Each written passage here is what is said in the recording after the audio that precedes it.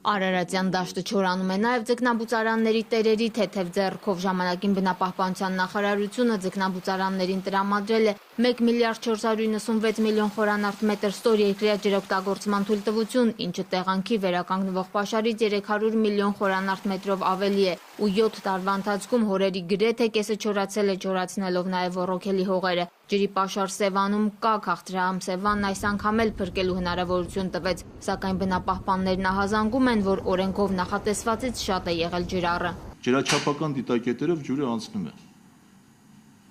Եվ նման կարգի խոսակցություններ, որ հնարավոր է, որ բացառվում է, որովհետև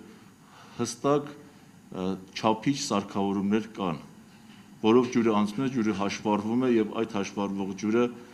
գրանցվում է։ Հենց այս պահին էլ Սևանի ջրի մակարդակը 1900 մետր 13 սանտիմետր է։ Ջրային տնտեսության պետական կոմիտեում հույս ունեն, որ այս տարվա եղանակային պայմանները գուցե փոխեն ստեղծված պատկերն ու ջրամբարներն այնքան դատարկ չլինեն, որքան աշնանը։ Ջրամբարների ջուրը օգտագործվում է ոռոգման նպատակով, ինքնանպատակ չի դատարկվում, այսինքն այդ ջուրը չի կորել։ Ջրային տնտեսության պետական կոմիտեն արդեն 2 ամսից ավելի է աշխատում է առանց ղեկավարի։ Անցյալ տարվա սեպտեմբերին պաշտոնը լքեց տարիների նախագահ Անդրանիկ Անդրեասյանը։ Սյունիքի նախկին մարզպետ Վահե Հակոբյանը ազատվեց իր զբաղեցրած պաշտոնից ու կառավարության ղեկավարի հրամանագրով դարձավ կոմիտեի նախագահ։ Դե մարզպետի պաշտոնը թափուր բնականաբար չմնաց, փոխարենը մինչև հիմա կոմիտեն պաշտոնակատարով է ղեկավարվում։ Ինչու հարցին աշխատակազմի ղեկավարն ասում է, իրավասու չէ պատասխանել։ Միակ փոփոխությունը, որ եղավ կառույցում, գյուղատնտեսության նախարարության կազմն ընդգրկվելն էր։